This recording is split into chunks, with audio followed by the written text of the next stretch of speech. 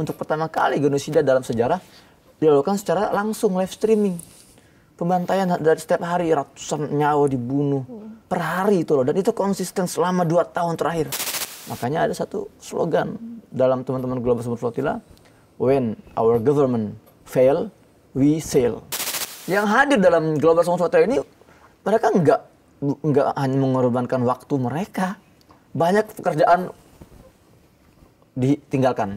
Jam 8 malam sudah ada beberapa kapal Israel terlihat dalam radar. Tangannya jangan seperti ini, gitu loh, ya, ke depan. Nah gitu, atau kayak gini seperti berdoa. Dikira nanti kayak mau menyerang mereka, ya, gitu. seperti itu. Berapa banyak yang di kapal observer orang-orang Indonesia yang ada di sana? Kapal observer ini harusnya itu didesain untuk 12 orang. Berarti Bang Hussein udah ditarget dong? Pasti. Maka keruntuhan Israel arti keruntuhan Barat. Ini bocoran aja ya. Saya sempat ketika masa-masa pemilu kemarin, terakhir itu, saya ditawari cek kosong untuk deklarasi satu partai tertentu, ya.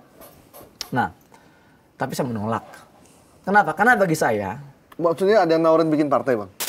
saya kuliah di kampus tempat istilahnya kuliah. Ya, Sinwar kuliah, Abu Ubaidah kuliah. Jadi saya ini alumni. Ngeri semua. Ngeri nih. Saya pastikan ini jasa saya asli ya, jangan.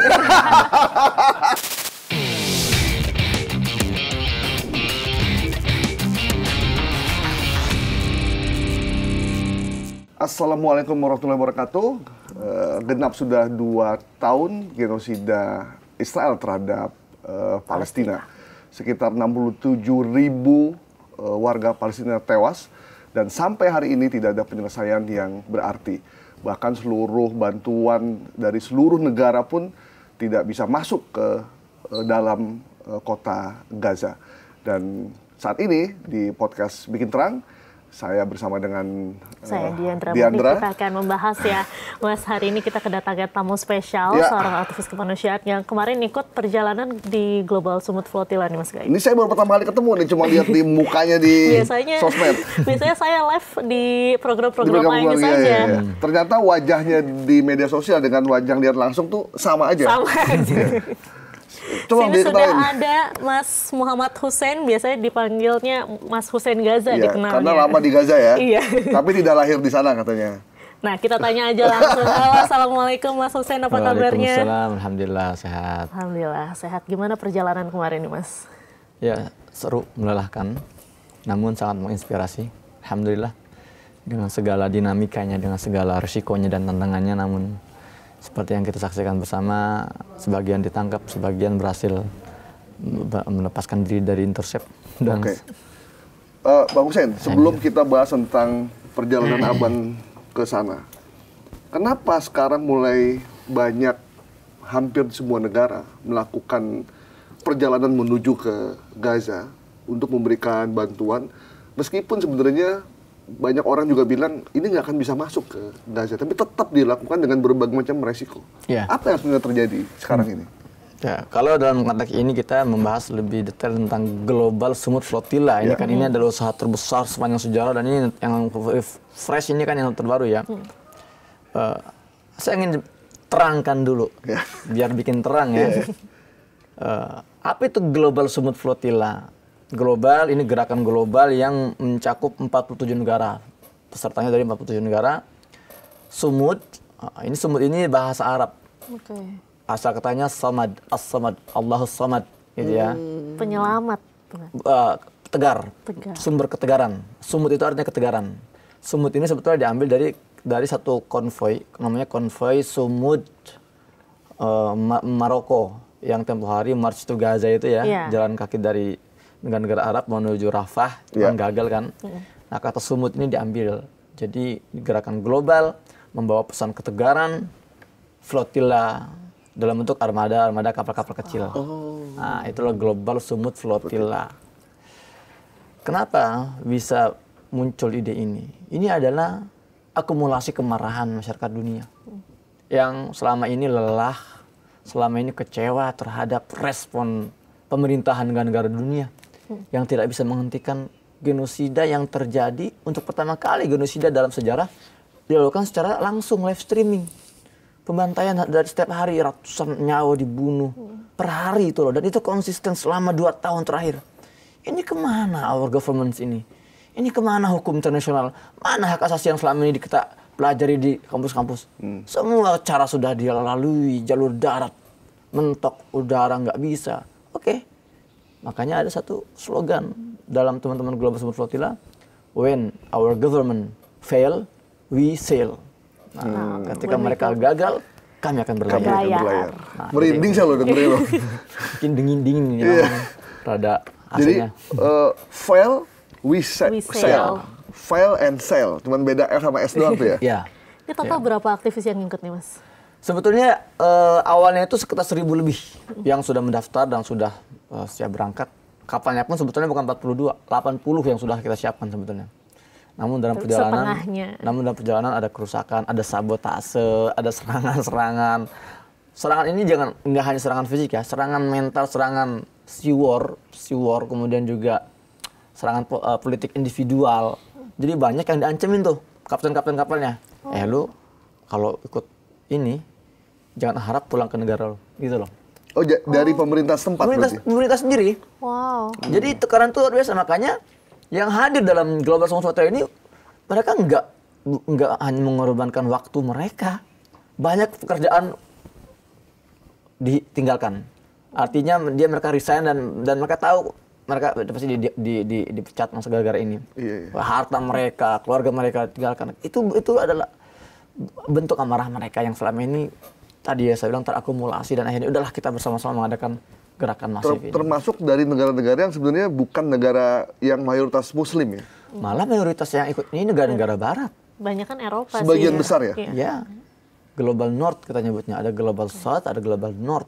Global North ini mayoritas Prancis, Italia, Spanyol, Swedia, Norwegia, Serbia juga ikut di situ. 47 negara, luar biasa. Untuk update sekarang nih Mas, ada rombongan terbaru yang paling mendekati Gaza nggak? Iya. Enggak paling juga. Jadi ada ketika hari intercept tanggal 2 Oktober terjadi, 42 kapal dibajak oleh Israel. Saat itu ada beberapa kapal yang sudah mulai berlayar juga, mulai bergerak dari mana itu ya? Dari Italia ya. Oh, ini beda waktunya berlayar. Ya? Ini kita nyebutnya second wave. Gelombang kedua. Satu kapal besar isinya sekitar 145 aktivis. Rata-rata itu dokter dan perawat, kemudian juga pengacara juga di situ. Mereka naik kapal namanya kapal conscience, kapal kesadaran itu kan, nurani, domir. Kemudian ada 9 kapal-kapal kecil lain yang mengikuti. Ya. Dan hari ini detik ini sekarang sedang terjadi intercept di sana di kapal conscience itu. Itu kalau misalkan kapal masuk sana, itu biasanya diserang itu di wilayah mana? Udah masuk wilayah Israel Palestina atau masih di luar? Semuanya selalu terjadi di perairan internasional. Dan itu dilakukan oleh tentara Israel? Ya. Berarti sebenarnya mereka melanggar ya? Iya. Jelas sekali. Untuk proses intercept itu seperti apa sih Mas? Ini kan kita ngebayanginnya gimana gitu ya? Kalau kita di posisi itu kan sebenarnya nggak kebayang. Kalau kita kan pernah lihat tuh bajak kapal dari Somalia ya, yang tiba-tiba dia masuk ngelempar ini terus mereka naik. Kalau ini gimana? Tentara Israel tuh? Jadi gini, pertama 40 kapal ini berlayar dengan jarak tertentu ya. Tidak dekat tapi masih bisa saling melihat, gitu kan. Tanggal 2 Oktober, kalau nggak salah Selasa itu ya, tanggal 2 Oktober itu ya. Jam 8 malam sudah ada beberapa kapal Israel terlihat dalam radar. Ada 15 kapal Israel, kapal milik satuan komandos mereka namanya Shatayet, mulai berlayar membuat barikade laut. Ya, itu jam 8 malam tuh. Mereka sambil memetakan kali ya, ini malam yang diserang gitu kan. Jam 9 malam kami sudah dapat berita ada boarding namanya. Jadi beberapa pasukan komando Israel ini sudah mulai menaiki kapal-kapal besar dulu yang ditarget. Kapal Alma, kapal Sirius, kapal Karma dan sebagainya gitu ya. Ditaikin. Kemudian para aktivisnya diculik setelah disergap dan diteror dengan senjata lengkap gitu kan. Ini momen krusial. Makanya ketika kami training pelatihan sebelum berlayar itu sudah diwanti-wanti oleh steering committee, oleh panitia. Ini gerakan non violence ya. Hati-hati setiap gerak-gerik kita. Dan Israel ini kan hanya membutuhkan sedikit aja gerakan ceroboh kita agar dia menembak, seperti yang terjadi di Mavi Marmara misalnya kan. Makanya kami sudah di training sehingga dia punya legitimasi buat nembak. Menembak, Makanya sudah ada protokolnya. Kalau mereka sudah mulai masuk, pertama HP kalian lempar, buang ke laut. Jangan sampai HP kalian itu diambil, karena kan sepanjang perjalanan ini kan ada komunikasi kan di grup khusus ya. Jangan sampai itu terjadikan bahan untuk mereka. Bahan dan mereka pasti mudah sekali mereka memframing kan, lempar ke laut, kemudian kalau sudah masuk tangannya jangan seperti ini, gitu loh, ya ke depan, nah gitu, atau gini seperti berdoa. Jadi jangan terlihat kita sedang menyerah. Kedua, jangan sekali-kali mengambil sesuatu dari kantong, apapun itu. Dikira nanti kayak mau menyerang mereka. Ya, gitu. Seperti itu. Karena kan setiap tentara Israel itu kan dilengkapi oleh kamera kecil tuh kan. Jadi kalau ngerogoh apapun misalnya gatal gitu ya, disangkanya kita akan jadi mereka asal langsung tembak gitu kan. Ntar ketika justifikasinya legitimasi mengatakan ini kami kira ingin melakukan gitu. Selalu lah Israel kan nggak perlu justifikasi juga untuk membunuh orang sebetulnya kan. Jadi seperti itu.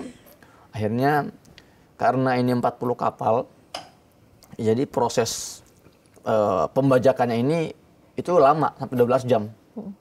Ya mereka angkut, bawa ke kapal induk mereka. Itu dibawa berarti aktivisnya? Dibawanya ke kapal induk. Ntar kaptennya diarahkan sambil ditodong gitu ya, sambil paksa untuk kapalnya itu merapat ke pelabuhan Israel, Ashdod. Terus itu bolak-balik mereka tuh sampai selesai. Yang terakhir itu ada kapal namanya kapal Marinette. Itu kapal yang sempat lolos dari pembajakan, itu kapal kecil. Itu kapal Indonesia itu yang beli itu. Jadi ada kapal 5 kapal laut Indonesia yang ikut dalam pelayaran ini. Di antaranya Marinette ini dia sempat berlayar sampai jam 12 siang kalau nggak salah itu. Belum terbajak tapi dikejar juga akhirnya, dan akhirnya tangkap juga. Itu kapal terakhir yang akhirnya dibajak oleh Zionis. Dari 42 kapal ini, ada 2 kapal yang namanya kapal observer. Yang saya tumpangi. Ada satu namanya Shirin, satu namanya Summertime Jong Melayu. Nah itu kapal observer ini memang sejak awal sudah ada protapnya di situ kan. Sudah ada fungsinya bahwa nanti kalian membersamai kapal-kapal ini sampai masuk ke zona kuning, mendekati zona merah. Melihat situasi depan, kalau kapal-kapal ini masuk ke Gaza, kapal observer ini masuk bareng mereka ke Gaza.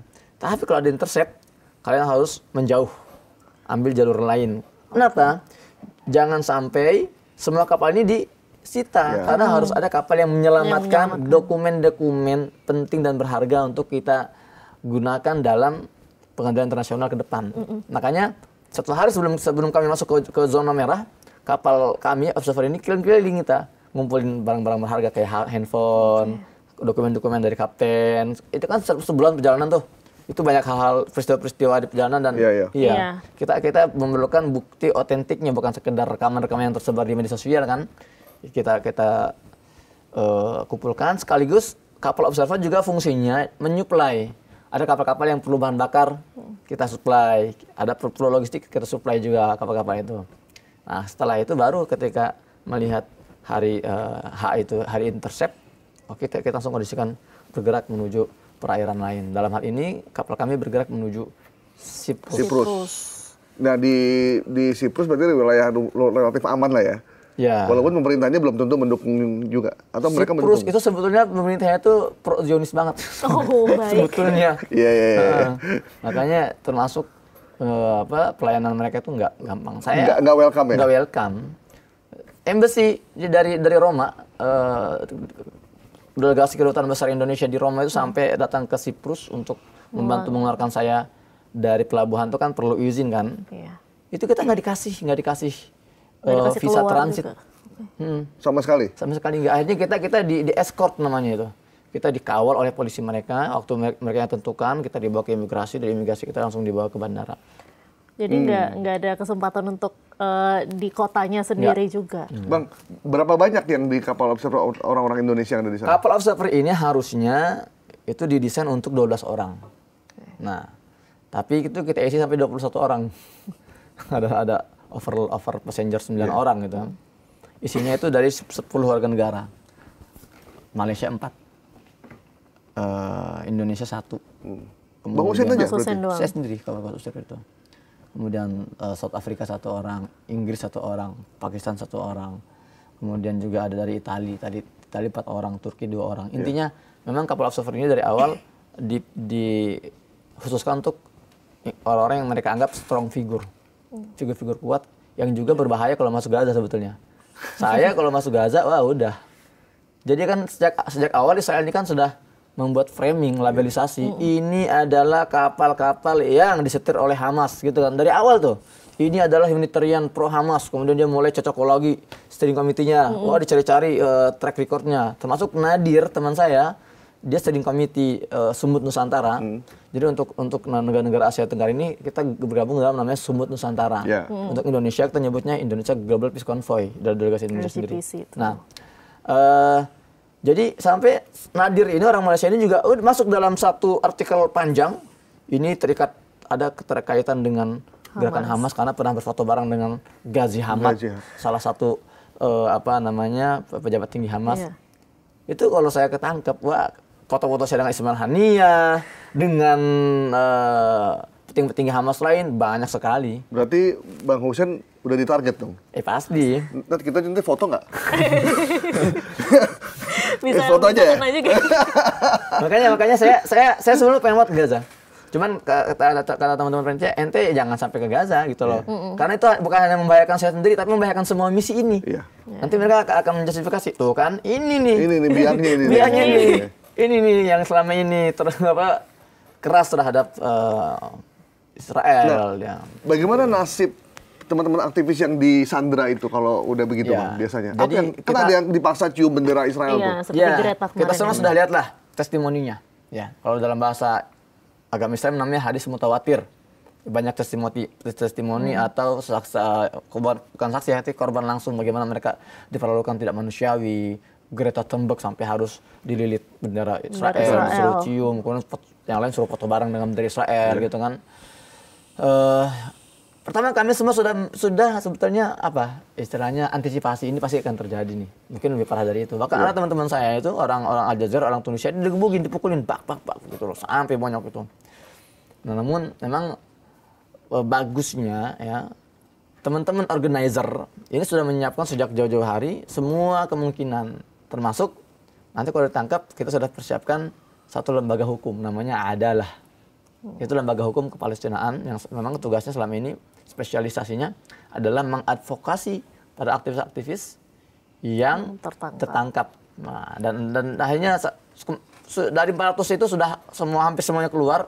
Hari ini 170 sudah dideportasi, tinggal 7 orang lagi yang masih stay di situ. Dan itu ada orang Norwegia, ada orang Swedia, ada orang Eropa rata-rata itu yang mereka masih. Nah ini kan sebelum pelayaran itu ada antisipasi, ada pelatihan pembekalan gitu. Itu apa aja nih Mas yang dikasih? Ya pertama membahas masalah ideologi. Dipastikan sejak awal berkali-kali bahwa gerakan ini gerakan non-violent. Jadi ada vetting namanya, sistem vetting.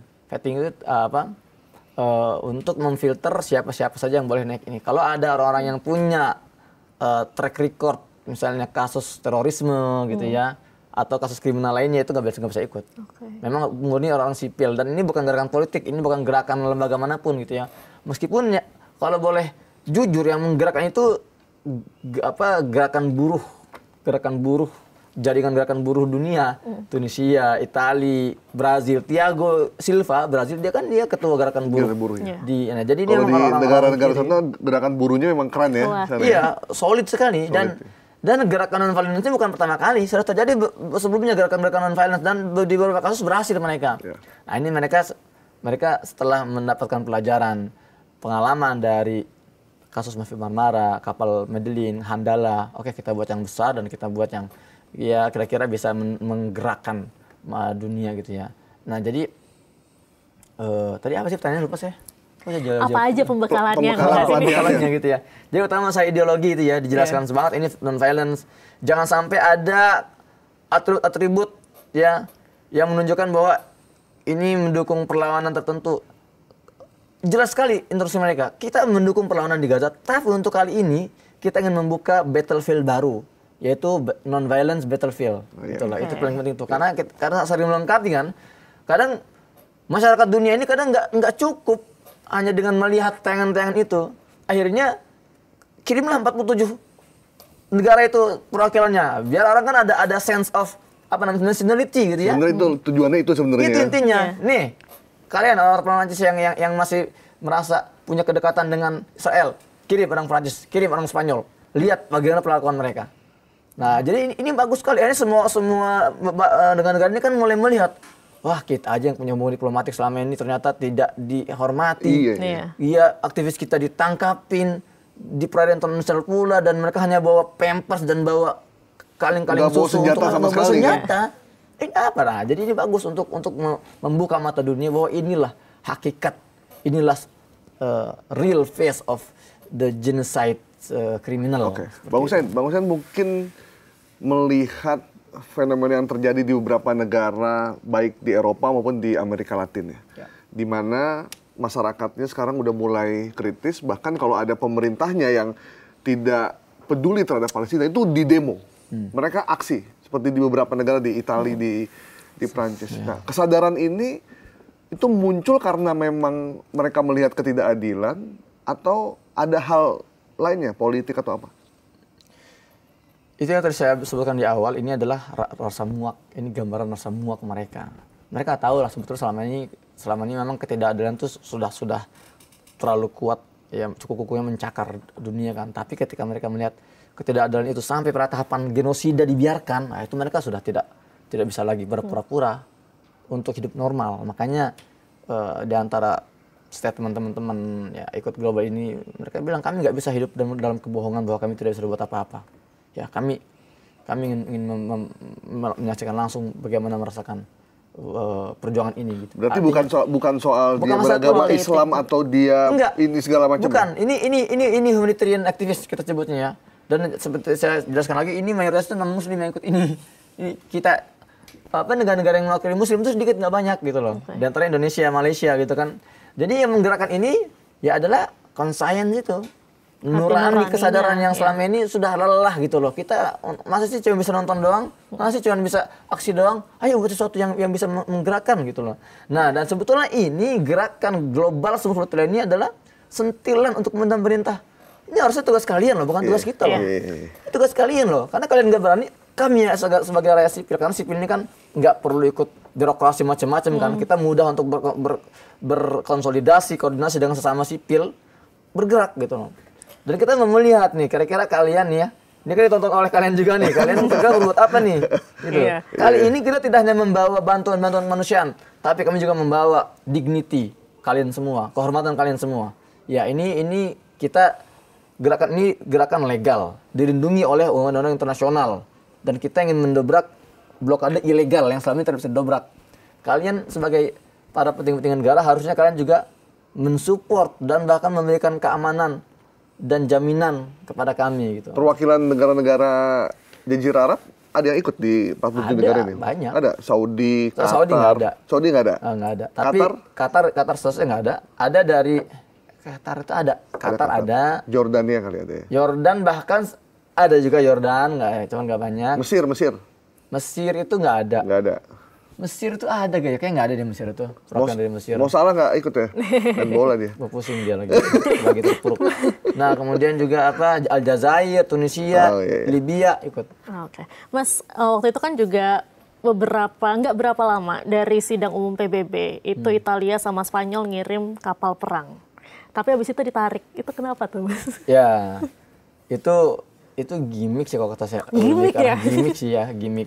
Manuver politik mereka lah. Manuver media mereka. Bahkan kapal Italia ini ya pemerintah Italia yang awalnya dengan kerennya kami ngirim kapal bantuan, di tengah jalan ketika misi sudah hampir mendekati Gaza, mereka malah seperti merusak barisan. Pulang kalian segera, ini akan diserang bla bla bla bla, malah melemahkan mental. Itu statement dari Italia. Kapal Spanyol ya hanya memantau dari jauh. Saya ngeliat tuh kapal Spanyol warna merah itu dari jauh. Ngomongnya sih support boat gitu ya, ship. Tapi nggak support apa-apa. Selain yang nontonin doang, kami ditangkapi. Bang Hussein pernah dipanggil Kemlu atau diajak ngobrol sama pemerintah kita? Sampai tataran Kemlu enggak, paling dubes-dubes aja lah. Saya ke Tunisia ketemu dubes. Gitu Tapi dubes support ya semua ya? Kalau dubes support. Karena memang kan ada warga negara Indonesia di sana kan. Iya. Kepulangan Bang Hussein juga dibantu oleh dubes Indonesia di sana ya, di Siprus di ya. Roma. Iya. Iya. Dari KBRI Roma. Bang, ini kan perang udah sangat lama. Kalau dari awalnya kan 77 tahun. Iya. Genosida udah 2 tahun ini. Ini kadang kita, kenapa ini nggak selesai-selesai Bang? Maksudnya segala cara udah dilakukan, resolusi sudah diberikan. Bahkan sekarang ada rencana perdamaian Iya, dari US. ada perdamaian. Kemarin Pak Prabowo juga udah ngomong kita akan negara ini harus merdeka, Israel merdeka segala macam. Tapi tetap aja nggak. Ada yang bilang para petinggi-petinggi negara-negara itu ngomong di PBB ya cuma sekedar ngomong aja, tapi eksekusi di lapangannya tetap aja nggak berubah. Iya. Gini. Pertama kita harus meluruskan kekeliruan dulu. Kalau kita berpikir bahwa ini konflik antara dua negara, Palestina dan Israel, kok selama ini sih apa sih spesialnya? Maka kita harus banyak baca lagi. Karena masalah Palestina nggak sesimpel itu. Bukan masalah teritorial, pembatasan. Tapi ini sudah masalah eksistensi, masalah dominasi dan hegemoni. Israel ini bukan sebuah negara yang tumbuh secara natural. Indonesia memang sudah ada bangsanya, sudah ada warganya, sudah ada teritorialnya, tinggal deklarasi gitu kan. Israel kan enggak. Apa yang membuat mereka bisa eksodus semasif itu, kemudian difasilitasi oleh semua negara-negara barat? Kalau dalam bukunya Profesor Dr. Abdul Fattah Uwaisi, seorang pakar hubungan internasional di Essex University, dia dalam bukunya menulis gini, Israel is not a state. Israel itu bukan sebuah negara. Israel itu adalah proyek kolonial barat strategis. Itu perlu difahami. Jadi yang dilawan oleh Palestina hari ini bukan satu negara Israel, tapi seluruh kekuatan barat beserta perangkat politik, militer, ekonomi, finansial, semuanya. Itulah kenapa Gaza luar biasa dikeroyok oleh seluruh negara-negara ini. Itulah kenapa alasan Spanyol kirim senjatanya, Prancis kirim senjatanya, Amerika apalagi, Inggris iya kan, Jerman semuanya. Apa yang membuat mereka ini donasi senjata itu ke Israel? Apa? Ya karena Israel ini adalah presentasi dari hegemoni mereka. Maka keruntuhan Israel arti keruntuhan Barat. Jadi ini jangka panjang. Jadi bukan cuma sekedar Palestina versus Israel ya sebenarnya. Itu terlampau, itu mah kayak jadi main sepak bola ya. Bola itu Israel Palestina, tapi ini lebih dari sekedar itu. Lebih dari sekedar itu. Makanya kita lihat semua sekarang lumpuh. Dunia internasional lumpuh. Hak asasi manusia lumpuh. Kemudian politik lumpuh semua. Selama ini yang kita pelajari ilmu-ilmu tentang hukum kita ambil dari barat, nggak berfungsi sekarang. Karena kalau sudah ini mengancam hegemoni mereka, ya ini nggak akan kepake. Itulah salah satu alasan kenapa marah aktivis barat. Para kampus-kampus merobek jasanya kan para alumni kampus-kampus besar. Karena mereka melihat ini kebohongan ini luar biasa. Kita nggak bisa terus-terusan hidup dalam hipokrasi seperti ini. Gitu. Makanya ini kapan akan berakhir? Pertama, ya ini pasti berakhir. Sejarah selalu berulang. Segala jenis diktator pasti berakhir. Namun masalahnya fokus kita hari ini bukan kapan berakhirnya, tapi gimana peran kita untuk mengakhiri itu juga. Makanya saya sering mengajak teman-teman anak muda, anak muda kalian kalau mau go internasional, ini momennya loh. Ini isu global. Jangan kalian berkutat hanya dalam tataran nasional. Karena, ini bocoran aja ya. Saya sempat ketika masa-masa pemilu kemarin, terakhir itu, saya ditawari cek kosong untuk deklarasi satu partai tertentu. Ya. Nah, tapi saya menolak. Kenapa? Karena bagi saya... Maksudnya ada yang nawarin bikin partai, Bang? Bukan, deklarasi mendukung satu partai tertentu. Ya, karena saya itu kan saya baru dievakuasi dan lagi viral, lagi hype banget kan. Lagi di mana-mana lah. Nah, karena gini saya sudah bilang, Indonesia mau punya pemimpin sepinter apapun, seganteng apapun, seedukatif apapun, kemudian sebijak apapun, nggak akan bisa merubah kondisi kita kalau ya sendeso apapun sama aja tuh ya. sendeso apapun kalau dalang-dalang di belakang di skala global ini tidak diturunkan juga.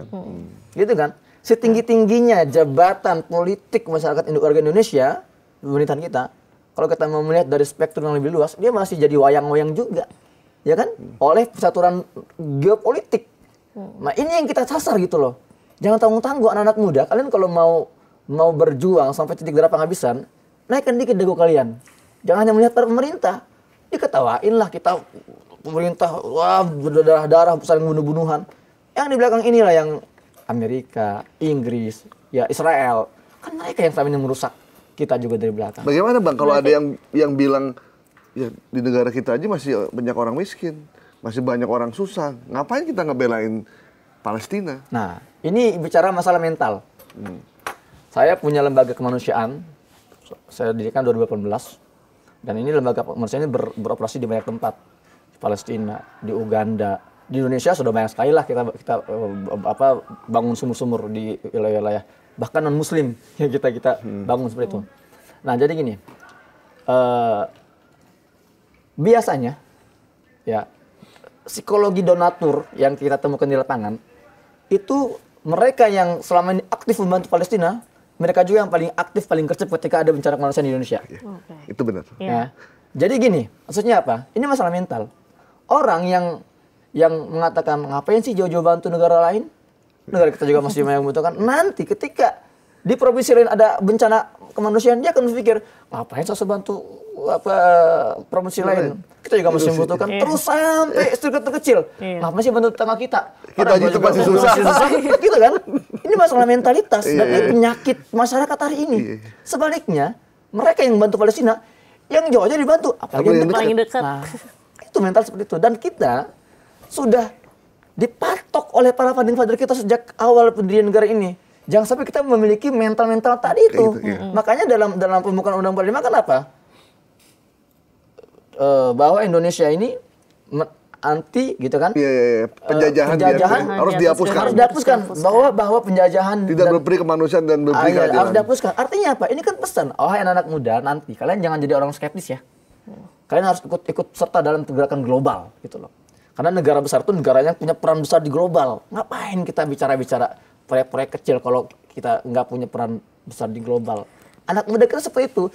Go internasional itu bukan artinya nama kalian dipampang di gedung-gedung New York, itu enggak.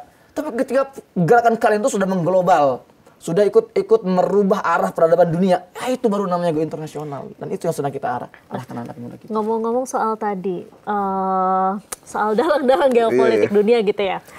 PBB ini kan sudah mendeklar bahwa Israel ini melakukan genosida. Beberapa negara banyak sekali ini sudah mengakui adanya Palestina, tapi seolah-olah ya kita nggak bisa ngapa-ngapain gitu. Dengan adanya deklarasi itu juga nothing happens gitu. Resolusi macam-macam.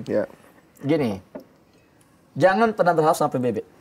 PBB ini kan alat mereka untuk melegitimasi serangan-serangan ke negara-negara yang ingin mereka serang gitu kan. Tapi kalau serangan-serangannya kepada sama mereka nggak akan kepake tuh. Ya, hari ini, kemarin itu saya lihat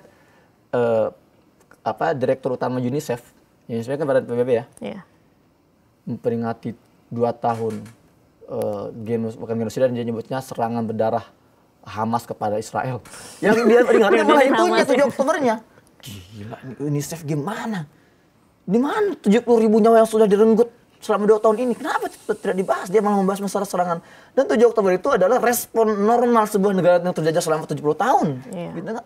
Artinya apa? Israel, PBB ini sudah tidak bisa lagi kita andalkan. Dan saya selalu katakan, ya, yang tadi saya bilang, Israel ini adalah mewakili wajah Barat. Maka jangan kaget kalau nanti ke depannya keruntuhan Israel berarti keruntuhan sistem Barat. Dan itu sebenarnya bukan hal yang sifatnya konspiratif atau disembunyikan. Enggak. Kalau kita lihat statement para petinggi negara Barat, sejak dulu mereka selalu konsisten kok kata-kata itu. Contoh misalnya Jose Arnas, Perdana Menteri Spanyol 2010, dia pernah menulis dalam rubriknya, dia bilang apa? Support Israel. Because if Israel goes down, we all go down. Kalau Israel runtuh, kita semua runtuh, Barat itu runtuh. Apa kata Joe Biden 2 kali disebut, tahun 87 sekali, dan 2018 sekali. Dia bilang, bukan 2018, 2022. Ketika jadi presiden ya berarti ya? Iya. Dia ngomong apa? Kalau Israel nggak ada, ya, if there was not Israel, we should invent one. Kita harus buat satu Israel. Karena Israel inilah yang menjaga kepentingan Barat. Jadi sebetulnya Ratu Elizabeth juga seringlah mengungkapkan produk terbesar Inggris adalah ketika berhasil mendirikan Israel di Palestina. Itu banyak gitu. Artinya mereka semua nggak tersembunyi gitu loh. Artinya ini semua memberikan kita satu gambaran jelas bahwa memang ini adalah kerjaan Barat di situ. Dan terang-terangan juga. Terang-terangan, dan mereka mendirikan PBB, mendirikan ya International Court, itu semua kan cara mereka ya mendistraksi kita aja sebetulnya gitu loh. Pada akhirnya kita nggak bisa bantu pada mereka. Ini Israel didukung oleh negara-negara Barat, tapi ternyata tetap tidak bisa menaklukkan Gaza dan Palestina. Nah, itu kalau sudah bicara kekuatan Gaza, ya kita perlu 2 jam lagi nih. Oh iya, hati-hati gini. Saya tinggal di Gaza 12 tahun ya. Yeah. Saya kuliah di kampus tempat istilahnya kuliah. Ya, Sinwar kuliah, Abu Ubaidah kuliah. Jadi saya ini alumni. Ngeri semua. Ngeri nih. Dan saya kuliah jurnalistik di Indonesia. Kuliah jurnalistik di Indonesia, ke Gaza saya kuliah syariah. Yeah. S1, saya kuliah lagi jurusannya unik, diploma. Jurusannya Asy'un al-Israiliyah, Israeli Affairs. Urusan keisraelan. Jadi iya di Gaza ada tuh, saya mempelajari Israel dari semua dimensinya, sejarah, budaya, politik, sosial, ekonomi, finansial, militer, sampai bahasa Ibrani, anime, dabir, avrit of meot. Saya bisa bahasa Ibrani sekarang gara-gara saya belajar sana ya, tapi saya pastikan ini ijazah saya asli ya, jangan. Iya. Ya karena kan Gaza lagi runtuh, jadi ijazahnya nggak bisa dicetak, Bang. Itu masalahnya. Tapi jangan tanyakan mana ijazahnya gitu kan, karena sudah tertimbun dengan runtuhan. Tapi saya sudah tarik lagi yang online ada. Oh ada yang online-nya, iya itu penting tuh. Om Roy Suryo jangan jarang saya gitu. Karena kalau nanti abang jadi presiden kan KPU minta. Intinya gini. Jadi gini. Seru juga nih orangnya. Ternyata. Tadi apa tanya jadi apa saya jadi? Nah, itu yang soal Gaza kenapa tidak runtuh? Kekuatannya. Kenapa ke Gaza sekuat itu? Ini sesuatu yang tidak bisa ditafsirkan dengan logika. Makanya 2021 itu pernah ada seorang sosok yang dianggap ustadz besar. Dia ngomong gini di podium. Hamas itu kan kelompok kecil, organisasi kecil. Masih nggak bisa dihabisi oleh Israel yang memiliki semua persenjataan teknologi. Ya, akhirnya karena nalar dia tidak bisa mencerna, karena otak dia tidak bisa mencerna, akhirnya dia menyimpulkan, kalian tahu gak, Hamas itu adalah buatan Israel, buatan Yahudi, untuk melegitimasi serang-serang ke Gaza. Itu yang suka mancing itu. Terus. Itu waktu itu saya buat konten, saya bilang, kalau kita membahas Gaza, kekuatan Gaza, jangan sombong hanya mengandalkan logika, gak akan nyambung. Kalau kita mau menganalisa kekuatan Gaza, jangan angkuh hanya mengandalkan rasionalitas kita, nggak akan nyampe. Tapi coba lihat dari kacamata Al-Quran dan hadis. Karena mereka itu orang yang dekat dengan Al-Quran. Dan memang ini keajaiban abad ini loh. 2 tahun mereka setelah, jangan lupa mereka itu diserang itu setelah diblokade belasan tahun loh. Sudah dilemahkan selama belasan tahun, dibuat lapar, perang 2 tahun, nggak selesai, nggak kalah, nggak habis. Dan luar biasa. Dalam manajemen konflik seperti ini ya, dalam istilahnya ilmu peperangan seperti ini, menang kalah itu kan, itu namanya apa istilahnya itu, lawan kata absolut, apa sih lawan kata absolut? Absolut kan pasti ya. Menang itu relatif. Relatif. Saya kelamaan di Gaza gini kayak hilang, banyak ya kata-kata hilang dari kepala saya itu. Jadi menang itu kan relatif ya. Setelah kehancuran habis-habisan Gaza, apakah dikatakan kalah ujungnya? Menang kalah itu dalam ilmu perang itu tergantung pertama lihat kekuatan dari masing-masing kubu. Kalau sama-sama setara, oh berarti bisa indikatornya adalah kehancuran dan casualty, jumlah kematian itu. Kalau setara. Tapi kalau yang kuat dengan yang lemah, beda indikatornya. Yang kuat ini dikatakan menang kalau dia berhasil memusnahkan si yang lemah, mengontrol penuh, ya, dan mengakhiri perang tanpa ada tuntutan apa-apa. Ya. Gitu lah. Itu indikasi kemenangan buat si kuat. Indikasi kemenangan buat si lemah bukan untuk mengalahkan si kuat, tapi bertahan. Kekuatan lemah kalau dia bertahan dalam perang melawan yang kuat, itu dia dikatakan menang. Apalagi gerakan perlawanan di Gaza ini tidak hanya bertahan, tapi dia memaksa si kuat untuk ikut berunding di atas meja perundingan dan memaksa mereka untuk menyetujui tuntutan si kecil ini. Lemah ini. Bang, Kurang sekali. kenapa banyak fitnah-fitnah yang terjadi tentang Gaza, tentang Hamas, yang justru dilakukan oleh orang-orang Indonesia yang kita pikir dia seorang ustadz? Kenapa itu terjadi? Ya. Kenapa pemahamannya kok seperti itu? Gitu? Jadi gini, dalam konteks perang dan genosida, ya, ada tahapan-tahapan yang perlu dipersiapkan, termasuk dalam hal kolonialisme kan. Kalau dalam yang sejarah yang kita baca itu perlu yang namanya misalnya orientalis gitu ya, mempersiapkan lahan untuk dijajah kayak Indonesia kan, masukin orientalis baru dijajah gitulah. Orientalis ini fungsinya adalah menjajah pemikiran sebelum menjajah fisik. Ya. Nah, orang-orang Muslim yang mengaku Muslim, tapi dia menggunakan narasi-narasi Barat, dia caplok mentah-mentah lalu dia gunakan untuk menyerang. Ini adalah indikasi dia sudah terjajah pemikiran. Nah, jadi dia banyak menggunakan sumber-sumber yang ya dari pihak musuh ditelan mentah-mentah. Contohnya misalnya, ya contoh kecil narasi yang selama ini beredar luas tentang Hamas Fatah misalnya. Nah, saya kalau ketemu dengan orang-orang pinter di Indonesia, orang cerdas, politisi besar bicara masalah Palestina, selalu mereka menggirinya ke masalah Hamas Fatah. Kenapa Hamas Fatah nggak bersatu? Nggak bisa bersatu. Kata siapa Hamas Fatah nggak bisa bersatu? Baca di mana ente? Ya baca di berita-berita Barat. Ini salah satu kelemahan. Di framingnya. Framing, seolah perpecahan Hamas Fatah itu sesuatu yang besar di Gaza itu. Enggak kok. Saya hidup di Gaza 12 tahun. Teman-teman saya orang Hamas, orang Fatah. Kita sholat bareng di masjid yang sama. Kita belanja bareng di pasar yang sama. Kita main futsal di lapangan yang sama. Hamas Fatah. Bahkan 2012 saya jadi saksi mata. Saya hadir diundang ke rumahnya Ismail Haniyah. Petinggi-petinggi Hamas menyambut delegasi dari tepi barat petinggi Fatah. Bertemu mereka, bersalaman, berpelukan, fakta rekonsiliasi. Kemudian mereka melebur. Tapi hal ini kan nggak diberitakan oleh. Kalau saya sih lebih percaya abang ini 12 tahun di Gaza dibanding Ustadz yang bacanya media sosial. Media sosialnya nggak jelas lagi. Nggak langsung. Ya. Bang, ini waktunya mepet ternyata ya. Aku terakhir ya. Boleh ya? Di antara saya satu ya. Ini karena nih produser udah ngasih kode nih. Kode gini. Mau ngajak makan. Nih Mas Hussein. Masih ada part 2 kayaknya ya. Masih harus ada part 2 sama Mas Hussein. Apa nih yang jadi harapan Mas Hussein untuk keberlanjutan aksi-aksi seperti Global Sumut Flotilla ini akan ada lagi nggak rencananya? Berangkat lagi nggak nih?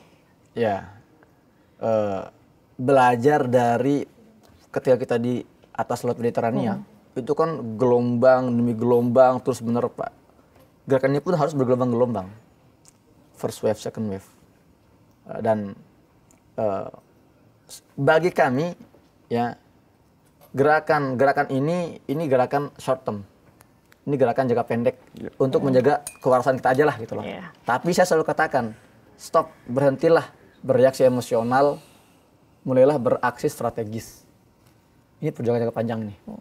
Ya, kita akan gunakan seluruh cara melalui seluruh medan. Dan ingat kalau kita bicara Palestina, paling tidak kita harus melihat kita sebagai 3 sosok. 1, sosok manusia. Di mana ketidakadilan sedang dipertontonkan di depan mata kita sebagai manusia. Saya punya fitrah, namanya rasa kemanusiaan. Kalau saya nggak bergerak, maka pertanyakan lagi kemanusiaan saya. Jangan saya sudah tidak lagi manusia gitu kan. Sebagai manusia. Fungsi kedua, kita sebagai warga negara Indonesia. Gerakan-gerakan seperti ini, itu adalah cara kita menjalankan visi misi konstitusi kita.